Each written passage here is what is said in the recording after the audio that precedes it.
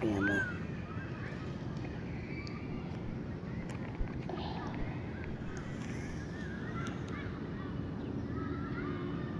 I've been away for about a week and a half, just clearing my thoughts and trying to get my mind together as far as where I am at this stage in life and how I've mainly, cut myself off.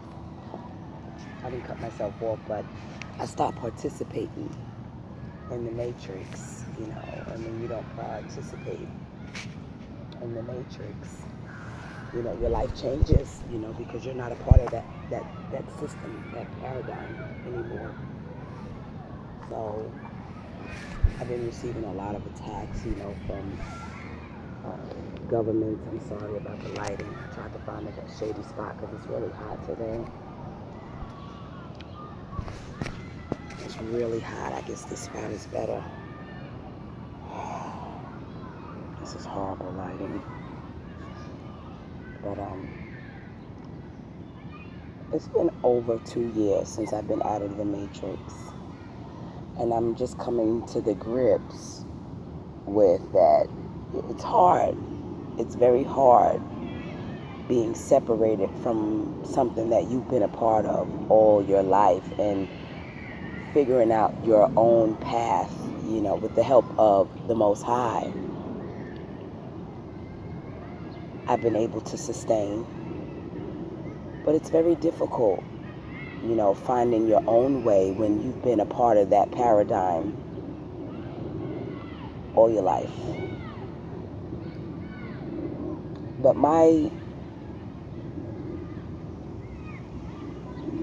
perspective on life is a whole lot clearer. It's a whole lot different, because to be a part of the matrix, you have to play the game that they want you to play. You have to play according to their rules. But when you come out of the matrix, you play according to your rules. You make up the rules.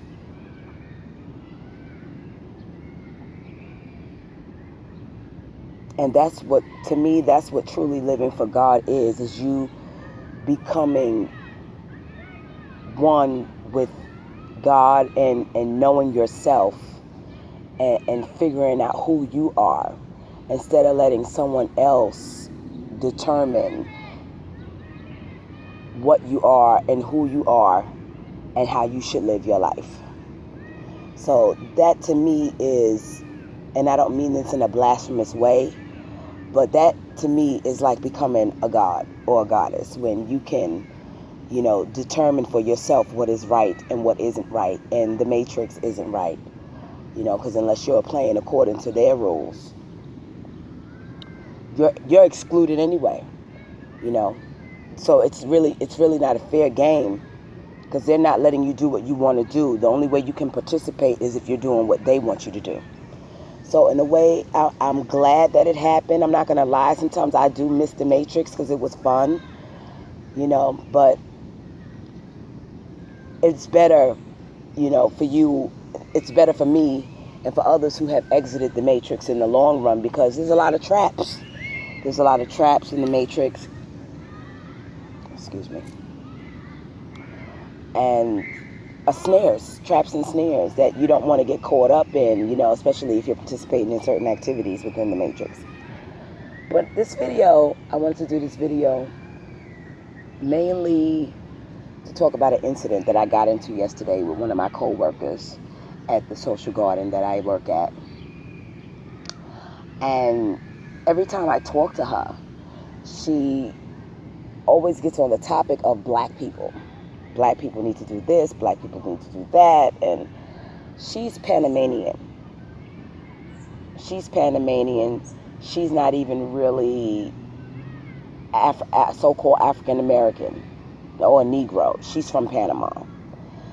But she has a whole lot to say about the black community as far as we have a lot of hang-ups and, we need to get over. She actually told me that black people need to get over what was done to them in this country. what was done to us in this country is the past, and we need to get over it and move on with our life. We have plenty of opportunities within the matrix. So right then and there, I knew that she was still unconscious and a part of the matrix paradigm, because I wasn't even having a discussion with her about race or the matrix. We were talking about her son, and how she disliked her son's wife, but she lets the woman come over to her house and eat her food. And when they spend the night, she lets her husband and his wife sleep in her bed. And I told her to her face, "You're dangerous. You're phony. You're dangerous because you don't like that woman. You let her sleep in your bed, but you don't like her. You're cursing yourself, This woman, your son, chose to marry this woman because he deemed her worthy. Who were you to judge her?" She said, "Well, I raised my son better. I raised my son better than that, just to bring home any old thing." And I'm thinking in my mind, and excuse me, I'm just ghetto. I'm thinking in my mind, like, her son must have married a black woman or something. And I know her husband was African American, and he left her for another woman. I wonder if he went back to a black woman, right? So I think she's kind of bitter behind that. I think she's bitter behind that because she can't, every time I talk to her, she can't leave race out. She can't leave it out. I mean, race is a big factor. Race is important. We all can't deny it. Every race has its hang-ups. Every race takes pride in their own race. We have to give each other that. Every race takes pride in their own race. But I don't look down on people, and I don't even really like talking about race because it's such a touchy subject. It's very sensitive to talk about race, especially to so-called blacks, Hebrews, or Negroes. Our original nationality is Hebrews or Negroes. But race is such a touchy subject. Nobody wants to talk about race, but in certain nationalities do need to address the subjects, like the whites. They never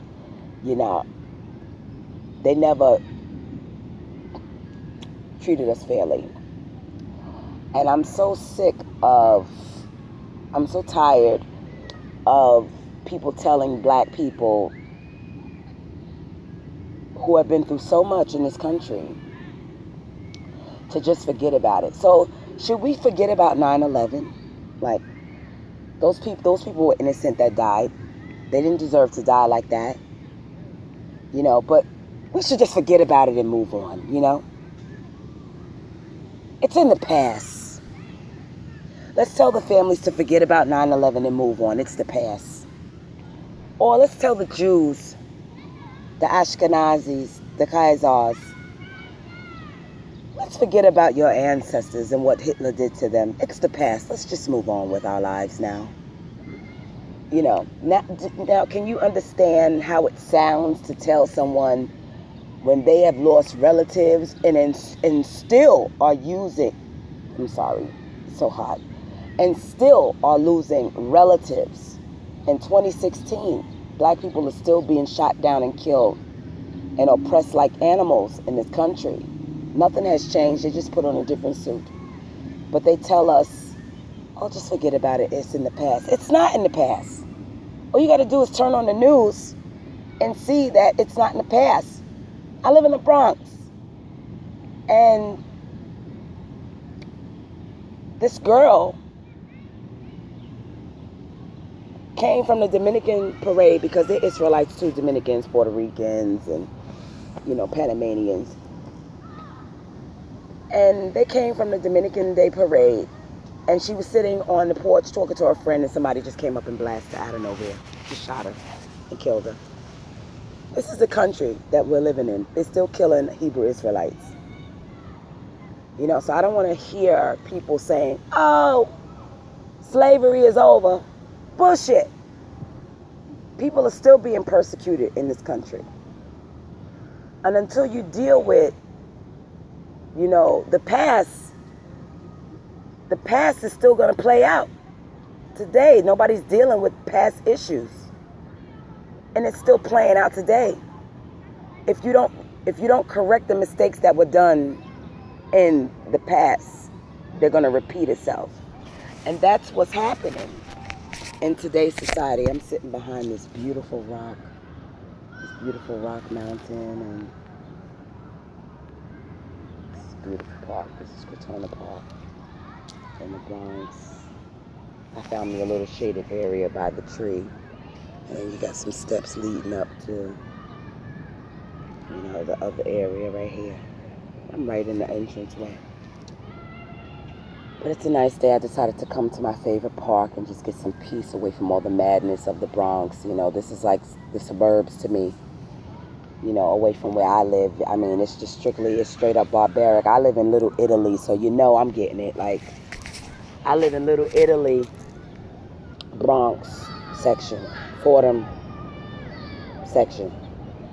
And I live in the Little Italy section, and the persecution over there is very bad, so I'm being persecuted, y'all. I'm being persecuted by my landlord in my building. His name is Salvatore Bellamo. And he's a Freemason. He's a Freemason, secret society, Illuminati.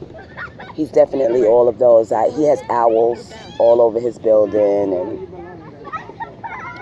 and he has me stalked and tracked and harassed everywhere I go. I can't go anywhere, even at work. I can't go anywhere without being harassed. Even the co-workers harass me. But I'm just saying this, like, racism has not ended in this country. So many people from our own group, of our own tribe, tell us to forget about our own past. They say, oh, I don't believe in the Bible. You don't have to believe in it for it to be true. The people that wrote it knew it was true. And the people that know it, who feels it, knows it. So whether you believe in it or not, it's documented. But I want to keep this video short because this is going to be my last video for a while. I'm not going to make any more videos for a while. I've made 4 videos so far. I appreciate everybody, viewing my videos, even though you didn't give me a thumbs up. Even though you didn't give me a thumbs up, that's cool. Just as long as you watch the video. I'm not making videos, for a thumbs up. Whether you agree with it or not, as long as you took the time to view my material, I'm grateful for that. So I appreciate the support from my YouTube family, and I want to tell you guys to be strong in the faith. Be strong. Don't give up. Fight to the bitter end till there's no more fight in you. And never mind what the world says, because they're all Confederate anyway against Israel. Psalms 83 tells you they're all Confederate against us. Even our own tribe. You have Israelites, that turn on other Israelites to serve the system of white supremacy, to keep us back, from prospering, and slaughter God's people while they feed their own faces. But they eat the bread of sorrow. They eat the bread of wickedness. They eat the bread of sorrow. And they shall reap damnation for it. So on that, I'm going to end this video with peace and love to all them that walk in love and righteousness and know the truth and stand in the truth and fight for the truth and don't back down to nobody. This video is for you, for all the real lions out there and lionesses. This video is for you. Keep strong. God bless you all.